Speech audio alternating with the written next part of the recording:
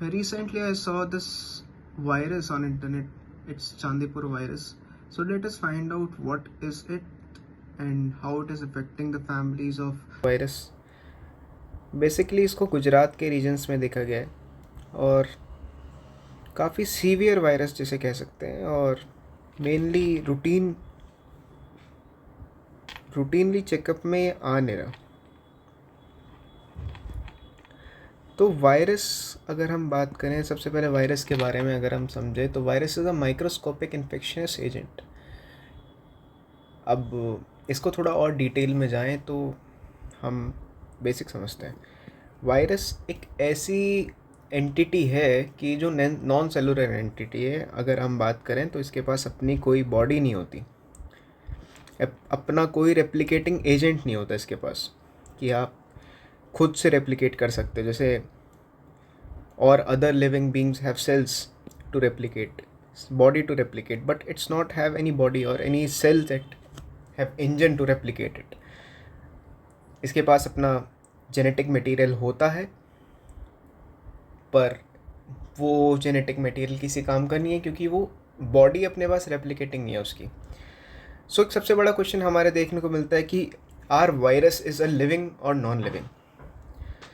तो इसका सीधा सीधा आंसर है कि बोथ है, मतलब है भी और नहीं भी, क्योंकि जब तक ये किसी के कांटेक्ट में नहीं है तो क्रिस्टलाइन फॉर्म में है तो कुछ भी नहीं कर सकता बाहर आके, क्योंकि बॉडी नहीं है।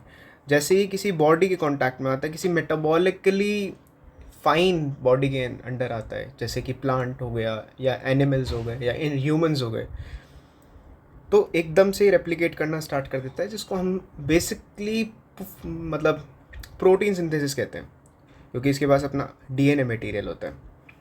अब देखा जाए इसको, ये अच्छा ड्राइवर है but it's need a car to drive.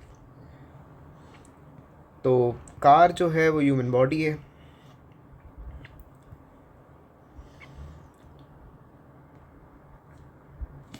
अब कैसे वायरस रेप्लिकेट करता है? वायरस के पास अपना डीएनए होता है। ये न्यूक्लियस जो होता है किसी भी होस्ट सेल का, मान लो हम देख सकते हैं कि ये एक ह्यूमन सेल है, यहाँ पे वायरस आएगा, वायरस अटैच होगा वायरस के पास। ये जो आउटर कवरिंग होती है इसको हम कैप्सिड कहते हैं। कैप्सिड एक तरह से प्रोटीन की एक लेयर होती है जिसके अंदर वायरस अपना जेनेटिक मटेरियल स्टोर करके रखता है। जेनेटिक मटेरियल में it can be RNA, it can be DNA, ठीक है। और टाइप्स ऑफ वायरस होते हैं जिनके अंदर कई में आरएनए मटेरियल्स होते हैं, कई में डीएनए मटेरियल्स होते हैं, और इस कैप्सिड के अंदर ये स्टोर्ड होता है। तो जो आउटर लेयर दिख रही है सेल की, इसके अंदर वायरस कुछ इस तरह के अटैच हो जाता है। अटैच होने के बाद, क्योंकि ये जो हमारी मेम्ब्रेन है, सेल मेम्ब्रेन, और इसको क्या कहते हैं, सेमी परमिएबल होती है। मतलब इसको कुछ ऐसा चाहिए कि इसको लगे कि हम इसको एंट्री दे सकते हैं। It's mainly like a guards of the cell. तो ये गार्ड करता है। यहाँ पे ये बंदा आता है, ये गार्ड को कहता है कि मैं आपका ही बंदा हूँ, और इस तरह से धीरे धीरे एंट्री करने लग जाता है। एंट्री करने के बाद जैसे ही एंट्री करता है, जो कैप्सिड है ये डिज़ोल्व हो जाती है। डिज़ोल्व होने के बाद जो जेनेटिक मटेरियल है वो अब सेल के अंदर आ जाता है। It's in cell.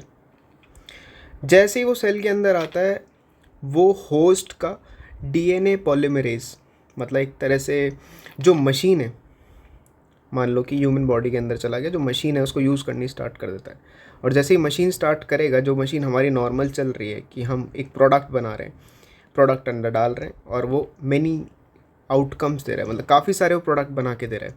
हम एक जेनेटिक मटेरियल डाल रहे हैं, हम अपना एक डीएनए डाल रहे हैं, और उसी तरह से वो काफ़ी सारे डीएनए बना के दे रहा है, ठीक है। उसके अंदर ये अपना प्रोडक्ट डाल देता है, अपना डीएनए मटेरियल डाल देता है, डीएनए आरएनए जो भी मटेरियल इसके पास सब डाल देता है। डालने के बाद जैसे ही ये उस मशीन के अंदर जाता है, ये वायरल डीएनए बना देता है। बॉडी के अंदर अब वायरस के डीएनए बन रहे हैं। वायरस के पास वायरस अब लिविंग बीइंग हो गया अंदर, कंटिन्यूसली बढ़ता जा रहा है। जैसे जैसे सेल इंक्रीज हो रहे हैं, जैसे जैसे डीएनए मटेरियल बॉडी अपना निकाल रहा है, उसी तरह से जल्दी जल्दी ये अपना बनाता जा रहा है।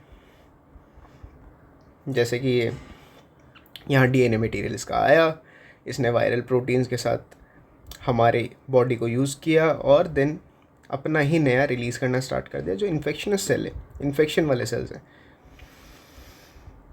तो ये बेसिक था वायरस का। इसको और डिटेल में हम पढ़ सकते हैं, कितना ही डिटेल में पढ़ सकते हैं। तो चांदीपुर में भी एक इसी तरह का वायरस आया, जिसको हम चांदीपुर वायरस, जिसका नाम है। ये वायरस क्या कर रहा है, हर वायरस का एक फंक्शन होता है, हर वायरस एक स्पेसिफिक चीज़ को अटैक करता है। इसका जो स्पेसिफिक पार्ट है वो ब्रेन है, इट्स ब्रेन रिलेटेड।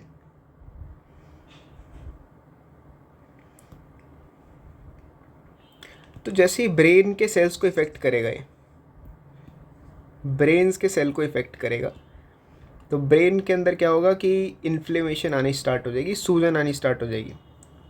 और ये बहुत ही जल्दी हो रहा है प्रोसेस, मतलब इतना जल्दी कि इसका कोई पहचान नहीं पा रहा, मतलब कितना जल्दी कि नॉर्मल, देखो इसमें दिखा भी रखा है कि हॉस्पिटलाइज हुआ और सीधा मतलब 48 से 72 घंटे के अंदर डेथ हो गई। तो जैसे हमें बताया गया, पहली बार इसकी डिस्कवरी 1965 में हुई थी। और वेस्टर्न और सेंटर स्टेट, मतलब वेस्ट, अगर इंडिया का हम वेस्ट देखें तो गुजरात, और सेंटर मतलब मध्य प्रदेश, आपके महाराष्ट्र, इन सब रीजन्स में देखने को मिला था।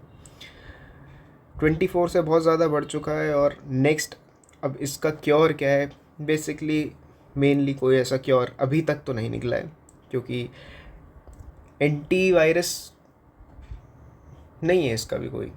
तो हम जैसे ट्रीट कर रहे हैं नॉर्मल जैपनीज़ एन्फेलेटाइटिस, जो एक चीज़ हम पढ़ते हैं, उसके रिलेटेड ही इसका ट्रीटमेंट हो रहा है अभी। सो बेसिकली हम इसको समराइज़ करें तो वायरस, लिविंग और not living, host cell for replication, new virus cells produced in the host body। इसको भी अगर हम और शॉर्ट में करें, जो कि चांदीपुर वायरस है, 1965 में पहली बार मिला, देन आपके 2024 में इसको दोबारा देखा गया गुजरात रीजन्स में।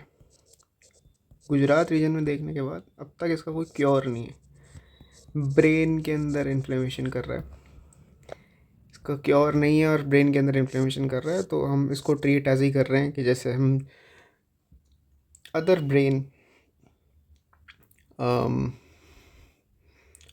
डिसीज़ तो नहीं कह सकते, अदर ब्रेन इन्फ्लेमेशन को ट्रीट करते हैं, जैसे जापानीज़ एनफ्लेस, I am not remembering the correct name, पर it's like that only. So thank you for the session।